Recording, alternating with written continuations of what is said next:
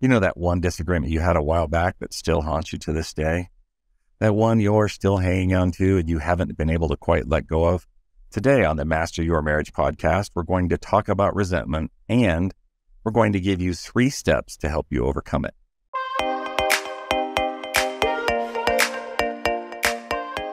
The other day I woke up and I was in a funk. Ever had one of those days? You were in a mood. When everything seems to be not going right. You wake up not feeling good, and then everything is filtered through the lens of just your crappy mood. I swear, I slept wrong. My neck hurt. It's probably just because I'm over 50, but I was grumpy all morning. And I mean, nothing was going right. My car keys were in the wrong place in my truck. Oh, dear. My left shoe was just pissing me off nonstop. It was like everything was just frustrating. And it seemed like the littlest thing would set me off, and I had this unwarranted reaction. But then I thought, maybe it's not all everybody else. Maybe somehow I'm creating. It sort of reminds me of that thing you used to say, if everyone around you is starting to be a butthead, maybe it's you that's the butthead. Right. That was definitely you the other day. That was me the other day. Oh, man. So, one thing that gets me a little bit cranky? Oh, yeah, I know. Clutter. Clutter. So much so that I just want to tuck it away somewhere, anywhere where I don't have to look at it, even if it's not the best place. And I think most people have something like that, right? They have a junk drawer, or maybe they have a junk closet, or maybe it's an entire room or an attic or a basement. Some place where they can just tuck away all the projects and bills that they don't want to worry about today. Yes. And we moved into our current house 5 years ago. We moved from California, where none of the houses have a basement, to Utah, where every home comes with this extra basement, which is an extra 1,000 or 2,000 or more square feet of just bonus space. Junk storage, unless you do something with it.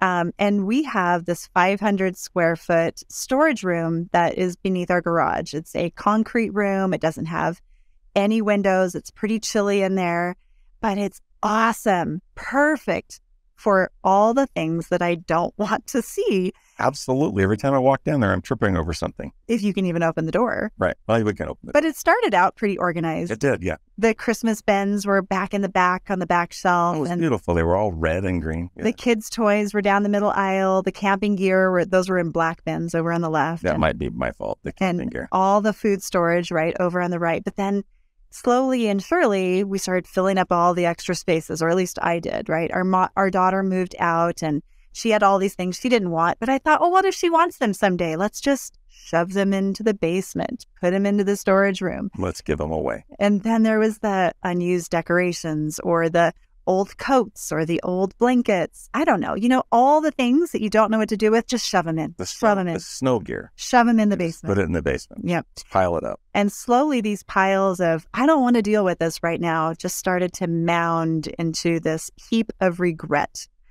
Why didn't I just deal with these little inconveniences in the moment, rather than letting them pile up into what now feels like an insurmountable problem? So what about our relationship clutter? What we all want in our relationships is to feel this deep connectedness. And last week we talked about intimacy, or our level of closeness between two people. What we found is the biggest barrier to intimacy is resentment. We even took a poll on social media and asked our audience what their biggest block was for creating intimacy. And the number one thing that they mentioned was resentment. Resentment. There you have it. And resentment is this multi-layered emotion, and it can consist of many other emotions like anger, disappointment, hurt, and sometimes even disgust. And it results from letting unresolved negative emotions pile up over time. Resentments build up because we bottle up things. We bottle up our hurts. We put them down in the basement to deal with them another day, but then we don't. So when we're in resentment, we actually withhold intimacy from each other. We find more faults, which causes more conflict, and then it leads to more emotional disconnection. And the worst part is, it doesn't solve anything. It doesn't make anything better. Resentment doesn't change the other person. It doesn't change the problem. It only changes you and hardens you. Sort of like, it's one of my favorite quotes by Nelson Mandela, which I love. He says, resentment is like taking poison and then hoping that the other person will die. Right. You just sort of it just eats you up inside. And I've always said that about when you're mad at somebody, they don't care. They sleep just fine. You're the only one losing sleep over the deal. So resentment only hurts the person who partakes of it. So we've got a story for you. Sarah and Dave decided to get married because, they loved each other. They were in love. Yep. So once the honeymoon phase started to wear off, Dave felt like he was always the one to have to initiate sex. He wanted Sarah to be more physically intimate, and Sarah, for her side, was feeling like she was carrying most of the household responsibilities. She felt underappreciated for her efforts. She wanted Dave to give her more praise, and when Dave brought up his need for more physical intimacy, he felt rejected by Sarah. He was hurt and felt ignored. Sarah, for her part, didn't express her feelings very much, and she kept them bottled up inside. Ooh, that sounds like a recipe. Disaster. Yeah. So anger, hurt, and disappointment started to stack up to the point that every bowl left in the sink, every pair of underwear left on the bathroom floor, all added to the anger that they were both feeling. They stopped communicating in a positive way. They stopped trying to compromise about their issues because, every time they tried to talk about stuff, it just led to defensiveness and someone storming out of the room. So every negative emotion just piled on top of this mountain of resentment between them. And they just felt like it was just too overwhelming to be able to solve. So this started to spill over into the rest of their lives. Sarah was actually having trouble sleeping and felt like she was actually getting physically sick more often than usual. Dave, for his part, he couldn't focus at work and he wasn't as productive. So his boss actually had a conversation with him because he was missing deadlines and told him he needed to up his performance. And both of their friends were sick and tired of hearing them whine about it to each other. The same problems over and over. All they could see in each other were their negative qualities. They couldn't even see the good things that they had originally fallen in love with. Yeah. John Gottman calls this negative sentiment override. Yep. Where the only thing you can see is the negative thing. So what happened to Sarah and Dave? Well, don't you think there would have been a better way to handle these little conflicts in their relationship? How could they have prevented these resentments from piling up? Well, I have a philosophy that I use both in work and I try to do it in our relationships, that small conversations are better than big conversations. I mean, who wants to have a big conversation? Mm-hmm. Honey, we need to talk. That's a really frightening phrase. So if we can say, hey, I know that you didn't know that the thing that you just did bothered me or whatever, if you can just say that in the moment, it's a whole lot easier than saying, you know what, I can't believe it. You never respect me. And then I'm pulling off stuff off the pile, right? And by the way, this other thing. And this other thing, and this other thing. Yeah. And so we start hurling all of these old resentments that we're letting build up because we've not managed them. So how do we do that? Well, there's 3 steps to overcoming resentment. So we're going to go through those with you now. Okay. So think of a resentment that you might be personally having right now. This could be with your spouse, or it could be with a friend, a family member, or with a coworker. Have you got one? I've got one. Okay. Oh, I'm going to share one. And this is one that I processed a long time ago, but I'm going to share just to illustrate how to do this. You guys have one that hopefully you are working on today. So 15 years or so ago, Robert and I knew someone who was doing a startup business. And it was kind of in the tech industry. And it seemed a little bit above my zone of genius. So I let Robert have the conversations with him about this startup business, and I didn't really get involved in it. But Robert was really excited. Oh, this was going to be big. It was going to be big. It was really going to be big. Yeah, it was going to be awesome.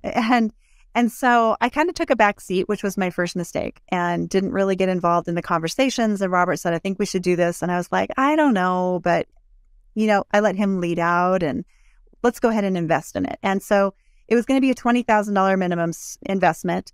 And I went to the bank to take out a cashier's check. And while I was at the teller, I remember getting this gut sinking feeling like, don't do this. My gut feeling was this was not a good idea.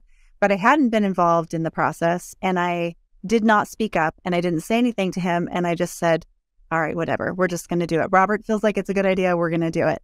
So I got the cashier's check, and that was the last we saw of it, that money. Ever. Yeah. And it did not work out well for us. It hasn't worked out. And for a while, I was pretty resentful about that and the fact that we lost that.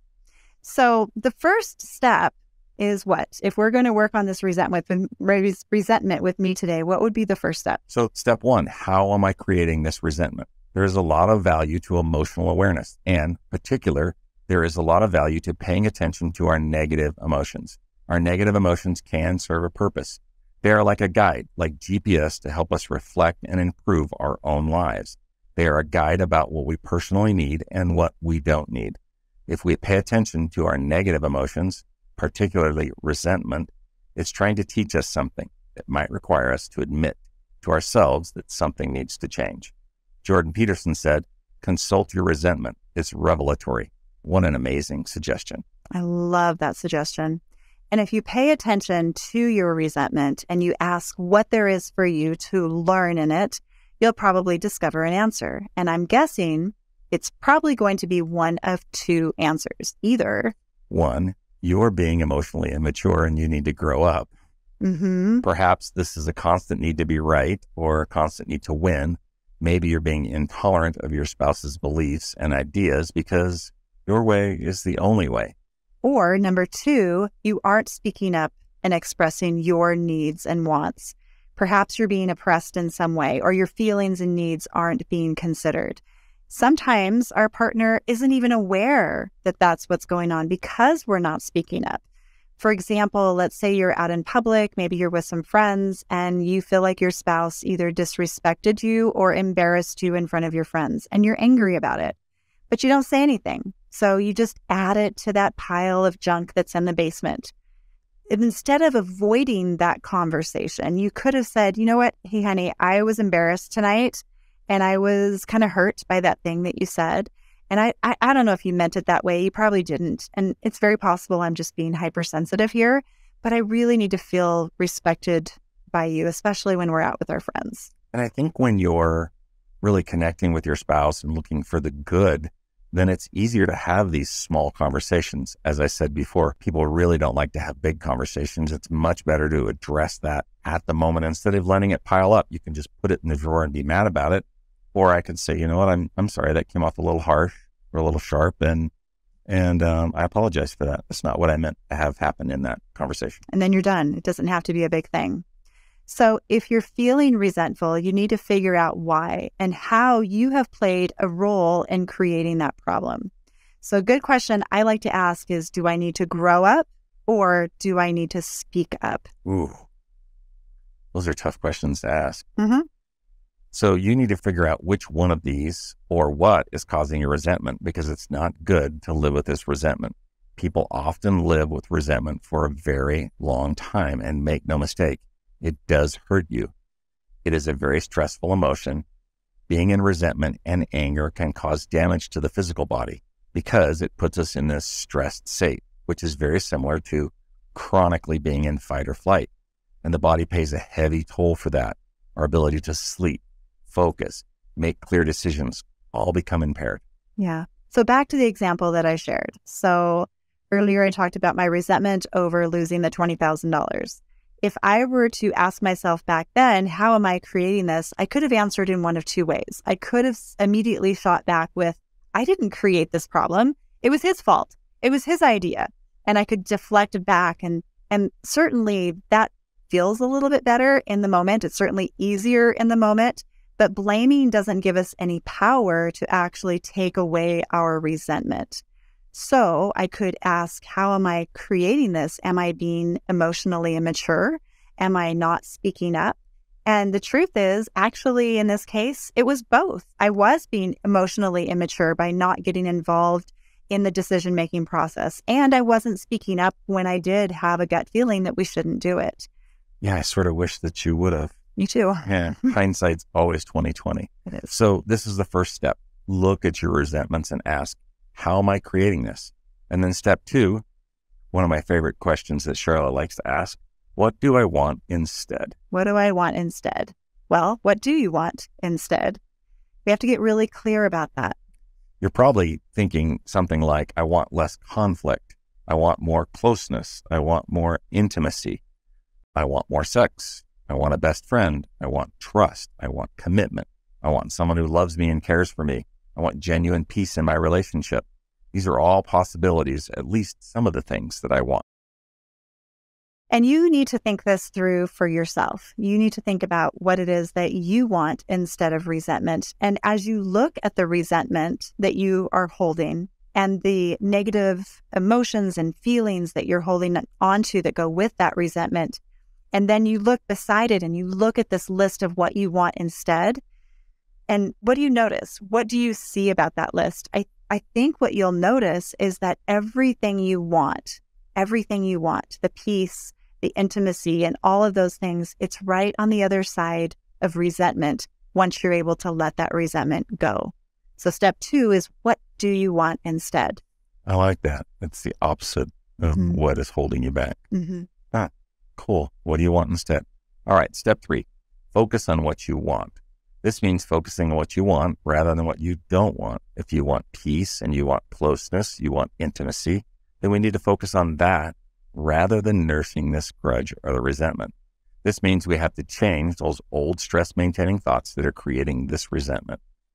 All right. So where are we at? You've taken responsibility and you've looked at what's causing the resentment and you've taken accountability for your part.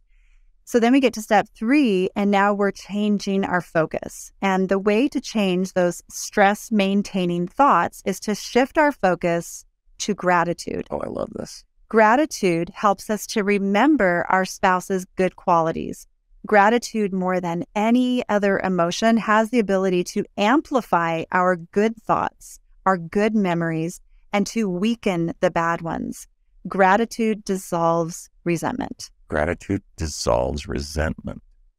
That's just such a good quote. Kind of reminds me of some story you had about your carpet cleaning. Yeah. So here's the thing. So, oftentimes in offices, if you're laying out furniture, or even here in the studio where we're laying out lights and cameras, like we'll put tape on the floor. And here's the thing with certain types of tape, but generally the tape that we use, if you leave it there for more than 24 hours, if you leave a sticky tape on a carpeted surface for more than 24 hours, just in my experience, when you pull the tape up, if it's been there for a while, you may notice the carpet's a bit tacky, but you pull it up and the tape looks like it's never even been there. But as the carpet gets vacuumed, as people walk on it, that little bit of stickiness that's been left on the carpet, that little bit of adhesive actually just attaches itself to the dirt that's in the room, that's on your feet. And if you let that go long enough, next thing you know, you'll have a black line there where your nice little blue line tape or white tape used to be. And that's this buildup and pile up of all of this yuck that could have been eliminated if you just tore the tape off early, if you picked up and solved that issue within the first 24 hours when it comes to tape on carpet. Now you've got a bigger problem, and you got to get the carpet cleaner out, and they got to come clean up that whole pile of crap that's left behind. And just as that sticky area on the carpet was a magnet for dirt, when we are focused on our resentments, we are a magnet for more negative emotions. Oh, sort of like my negative emotions when we first started talking about it. Mr. Bad Mood. Exactly. Yeah. Every little thing can put us into a state of anger or rage. Oh, yeah. The dirty socks on the floor. Oh, so mad about that. Leaving the lights on. How could you do such a thing? The dirty dishes in the sink. All the little things can create this unwarranted and unreasonable reaction.